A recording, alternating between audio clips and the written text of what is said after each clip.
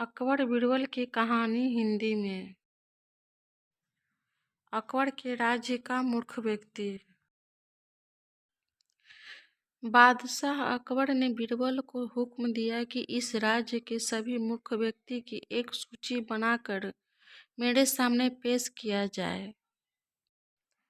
जिस दिन बादशाह अकबर ने यह हुक्म दिया, उस दिन ही बादशाह से दूसरे देश से एक व्यापारी मिलने आया। उस व्यापारी के पास कुछ अरबी घोड़े थे। बादशाह को अरबी घोड़े बहुत ही पसंद थे और वह व्यापारी अरबी घोड़ा बेचने ही आया था। बादशाह ने उस व्यापारी से वैसे ही 100 से ज़्यादा अरबी घोड़े की मांग किया। व्यापारी इस पर बहुत खुश हुआ और 100 का दाम लेकर बादशाह को कहा कि आपके पास कुछ समय में ही 100 अरबी घोड़े आ जाएंगे। उसके बाद वह व्यापारी बादशाह से विदा लेकर चला गया। कुछ ही दिनों में बीरबल ने राज्य के सबसे मूर्ख व्यक्ति के सूची को तैयार कर लिया। सूची को तैयार करने के बाद बीरबल ने उस सूची को बादशाह अकबर के सामने पेश किया। उस सूची में बादशाह अकबर का नाम सबसे ऊपर था।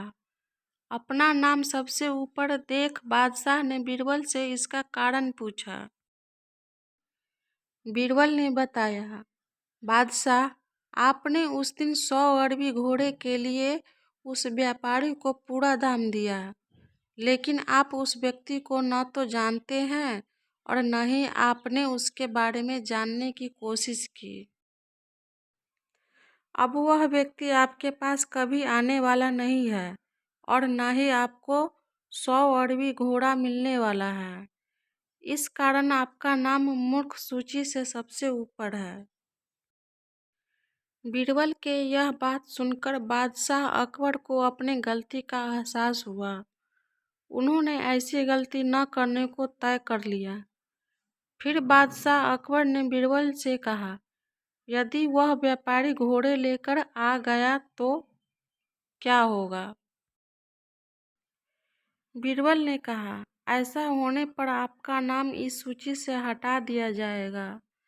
यह जवाब सुनकर बादशाह अकबर के साथ दरबार में मौजूद सभी हंसने लगे।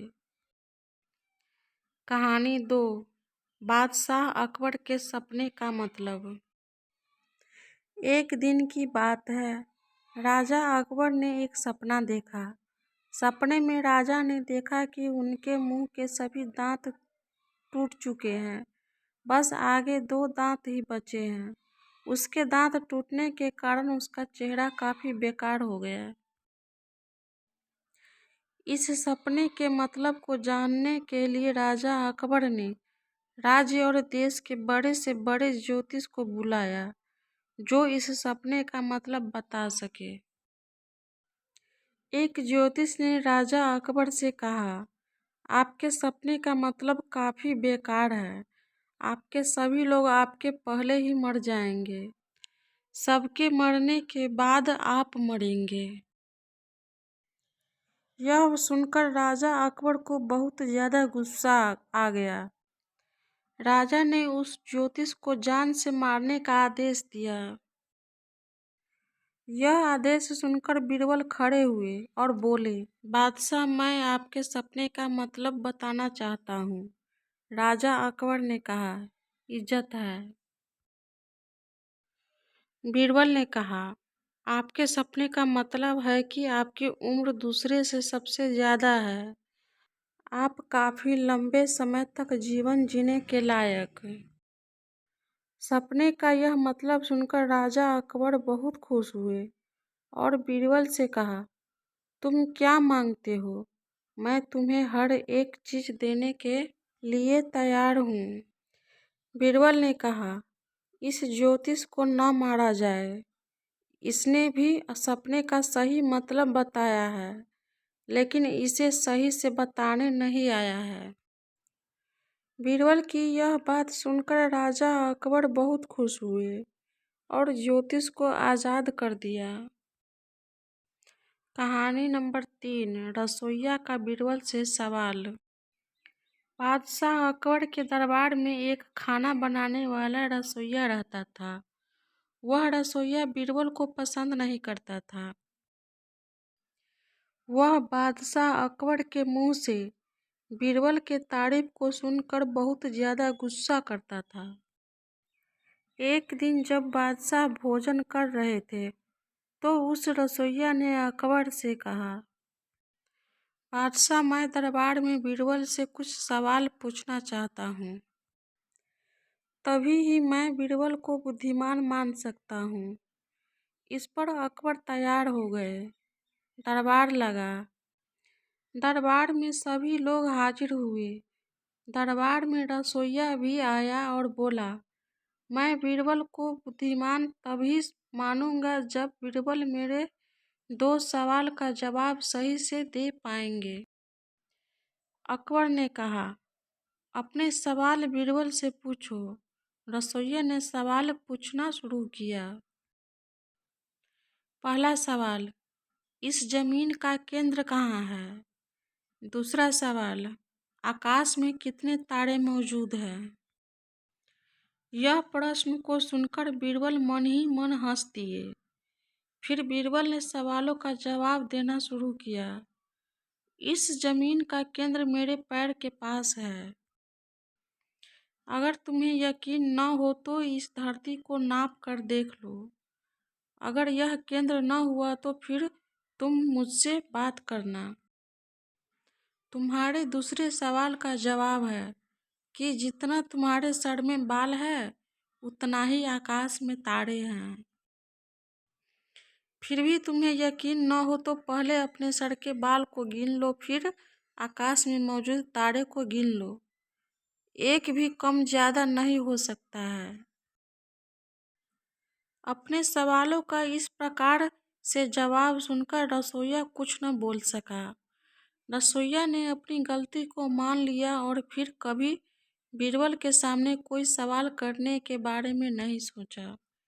कहानी नंबर 4, जनता के खुशी का कारण। एक दिन बादशाह अकबर अपने दरबार में बैठे हुए थे। बादशाह अकबर ने बीरबल से कहा, हमारे राज्य की जनता कितनी खुश है। जनता की खुशी का कारण सबसे ज्यादा हमारे राज्य के ईमानदार व्यक्ति है। अगर राज्य में ईमानदार व्यक्ति न होते हैं, हर एक स्थान पर इतनी खुशी न होती है। इस पर बीरबल ने जवाब दिया, बादशाह, जनता की खुशी का कारण ईमानदार व्यक्ति नहीं है, बल्कि दंड मुख्य कारण है। बादशाह अकबर ने कहा, वह कैसे? इसको मैं नहीं मान सकता हूँ। बीरबल ने कहा, बादशाह, यही सत्य है। फिर बादशाह अकबर ने कहा, क्या तुम ऐसे साबित कर सकते हो? बीरबल साबित करने के लिए तैयार हो गए। बीरबल ने बादशाह अकबर से राज्य में घोषणा करवाने को कहा। उस घोषणा में कहा जाए कि राज्य के हर व्यक्ति को रात के समय पीपल के पास वाले कुएं में 1 लोटा दूध डालना है। बादशाह अकबर ने ऐसे ही किया। पूरे राज्य में इसकी घोषणा करवा दी। रात के समय राज्य के सभी लोग अपने अपने हाथ में लोटा लिए कुएं के पास आते हैं और कुएं में दूध को डालकर चले जाते हैं। सुबह हुए और जब बादशाह अकबर और बीरबल कुएं के पास गए तो उन्हें उस कुएं में बस पानी ही पानी नजर आया। कुएं बस पानी को देखकर बादशाह अकबर ने बीरबल से कहा, जनता ने तो कुएं में दूध डाला था, लेकिन इस कुएं में तो बस पानी ही पानी है। इस पर बीरबल ने कहा, बादशाह, वास्तव में किसी ने भी इस कुएं में दूध को नहीं डाला। सभी को लगा कि सभी तो कुएं में दूध ही डालेंगे। अगर मैं इस कुएं में पानी को डाल दूंगा तो क्या हो जाएगा?